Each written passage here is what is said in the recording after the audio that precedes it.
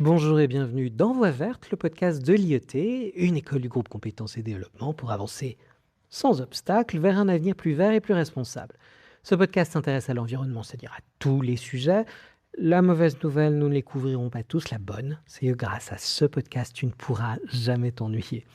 Pour ce 4e épisode de notre série, Métiers de la transition, quittons les bureaux et direction le terrain, les sols, l'eau, les écosystèmes et parlons génie écologique. Le ou la technicienne en génie écologique travaille là où les impacts sont visibles. Zones humides à restaurer, rivières à renaturer, corridors biologiques à recréer, sols à réparer. Si tu nous suis, tu te souviendras qu'on en a déjà parlé en début d'année.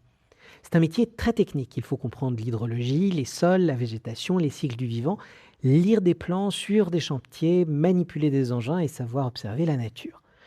Contrairement aux idées reçues, réparer le vivant ne signifie pas laisser faire. Chaque intervention est pensée, mesurée, suivie dans le temps. On agit avec précaution parce que chaque erreur peut avoir des effets durables. Le technicien en génie écologique travaille avec des écologues, des ingénieurs, des collectivités, des entreprises de travaux. Il est au croisement du scientifique et de l'opérationnel. C'est un métier exigeant, parfois physique, souvent discret, mais aussi l'un des plus gratifiants. Voir un site revivre, l'eau revenir, la biodiversité s'installer. Résumons, le génie écologique, c'est la transition, les pieds dans la terre, là où elle devient tangible. Merci d'avoir écouté cet épisode de Voix verte. Si tu es tenté, si tu veux en savoir plus, n'hésite pas à nous contacter, à compléter ou poser tes questions en commentaire. Et si ça t'a plu, like et partage.